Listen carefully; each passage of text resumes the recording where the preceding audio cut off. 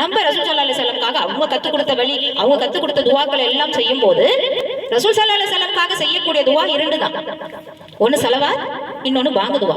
பாங்கு துவாவில தான் நம்ம இறைவனிடத்துல அதை கேட்கிறோம். வசிலா என்ற உயர்ந்த பதவியை எங்க முகமது நபி ஸல்லல்லாஹு அலைஹி வஸல்லம்க்கு கொடு.